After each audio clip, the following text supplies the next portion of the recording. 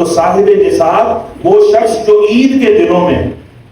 7.5 تولے سونے کا مالک ہو، یا 52.5 تولے چاندی کا مالک ہو، یا 52.5 تولے چاندی کی مالیت برابر اس کے پاس سامان تجارت موجود ہے، یا رقم موجود ہے، یا ضرورت سے زائد حاجت اصلیہ سے زائد اس کے پاس سامان موجود ہے، پلاٹ موجود ہے، گھر موجود ہے، دکانیں موجود ہیں، پلازے موجود ہیں، تو ایسا شخص جو ہے وہ صاحب نصاب ہے، اسے قربانی کرنا واجب ہے۔ لہذا ہاں ضرورت ہے، ایک گھر میں رہ رہا ہے، سواری ہے، کپڑے گرمی سردی کے ہیں، اور عید وغیرہ کے اور جمعے کے لیے علیحدہ بنائے ہو، اس کے علاوہ جتنے لباس ہوتے ہیں اگر ان کو ایویلویٹ کیا جائے اور اس کی قیمت جو ہے 52.5 تولے چاندی کے برابر پہنچ جائے، ایک ڈنر سیٹ تو گھر کے لیے کافی ہے، اب 4 ڈنر سیٹ لگے ہوتے ہیں اور ہزاروں کے ہوتے ہیں، اب تو لاکھوں میں چلی گئی بات، 1000 تو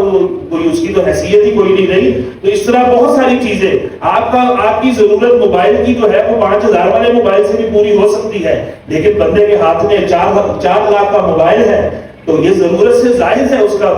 تو لہذا اس پر جو ہے یہ قربانی واجب ہوگی، وہ قربانی سے بچتا پھرے کہ مجھے نہ کرنی پڑ جائے، بلکہ وہ اور جو ہے وہ منسوخ حدیثیں جو ہیں وہ سن کر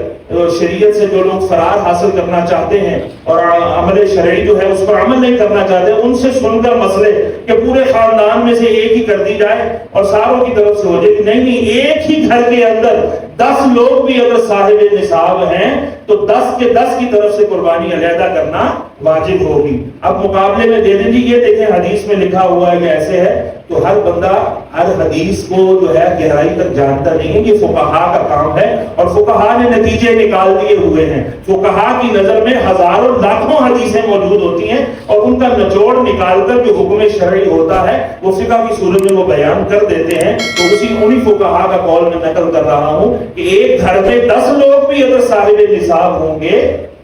تو ان پر قربانی کرنا کیا ہوگی؟ یہ ضروری نہیں ہے کہ وہ لاکھ کا بکرا ہی کرے، وہ 25,000 24,000 جو حصے کی جو ہے مالیت بنتی ہے اور اس کا ایک حصہ بھی دے سکتے ہیں۔ تو یہ تو آپ نے دیکھنا ہے کہ کتنا آپ نے اپنے لیے آخر کی ذخیرہ کرنا ہے، کون سی قربانی کرنی ہے۔ یہ بتا دیا گیا شریعت کی طرف سے کہ قربانی اعلیٰ اور افضل وہ ہے جو خوبصورت ہو اور قیمت کے اعتبار سے بھی جو ہے وہ قیمتی ہو اور فرما ہو، موٹی تازی ہو، خوبصورت ہو، تو یہ قربانی جو ہے یہ اللہ کو بڑی پسند ہے، تو یہ آخرت میں کام بھی آئے گی۔